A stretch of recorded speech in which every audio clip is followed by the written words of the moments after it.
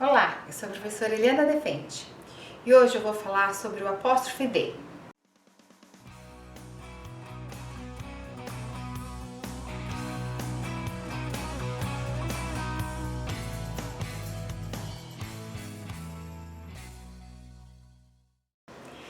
Quando nós usamos o apóstrofe D, o que ele significa, o que ele representa? O apóstrofe D, ele pode representar dois verbos auxiliares diferentes em inglês. Ele pode representar o would e ele pode representar o had. O would, ele é muito comum usado com o verbo like, e não só com o verbo like, como outros também. Esse would, ele só determina que o verbo que vem depois dele, o like ou qualquer outro verbo, esteja no tempo que a gente fala em português, o futuro do pretérito. Por exemplo, I would like seria eu gostaria. I would have, eu teria, né? Então é muito comum você entrar numa loja e falar o que você gostaria naquela loja. Só que coloquialmente, no dia a dia, a gente não fala I would like. A gente tende a abreviar e falar de uma forma mais contraída, mais resumida e falar I'd like.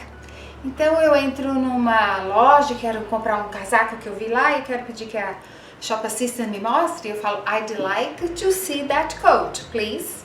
Então I'd like é a contração de I would like.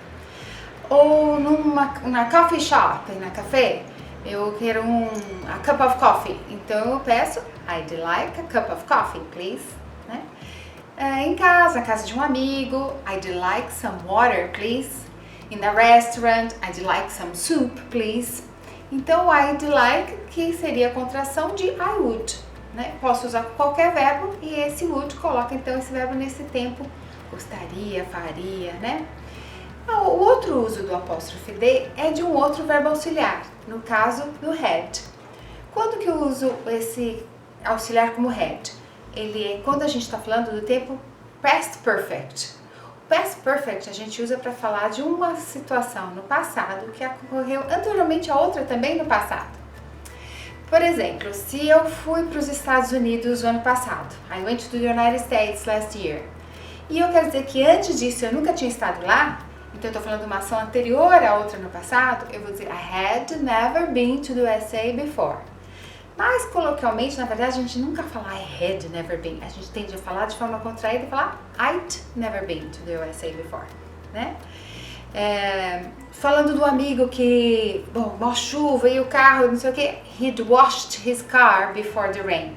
Ele já tinha lavado o carro antes da chuva, olha que pena. Também vou contrair da mesma forma.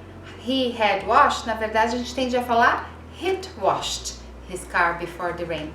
Então esse apóstrofe D tanto pode ser o auxiliar would quanto o auxiliar had do past perfect, né? Então como não confundir? Porque ele vai soar igual, né? I'd like, I'd washed the car, he'd washed the car. Como eu não confundir um com o outro? Bom, aí a gente tem que observar o verbo que vem depois desse apóstrofe D. Quando a gente está usando como would, o verbo que vem depois vem sempre na forma básica, né? I'd like a cup of tea. Então, o like vem na forma básica. Já quando eu uso o had, o verbo principal, no past perfect, ele vem no past participle, né? No particípio passado. Então, I'd washed the car. He'd washed the car. Vamos ver um outro exemplo. Before the class. I'd eat a sandwich before the class. Então, se eu estou usando eat, eu na verdade estou dizendo eu comeria, né? Esse I'd é o would. I'd eat a sandwich before class. Eu comeria um lanche antes da aula. Mas e se eu disser I'd eaten a sandwich before class? Perceba que eu estou usando eaten, que é o particípio do verbo eat. Então, eu tinha comido um lanche antes da aula. E aí, é que eu vou perceber então a diferença se eu estou usando o apóstrofe D como would ou como had. Se vocês gostaram dessa dica, dê um like e compartilhe com os amigos.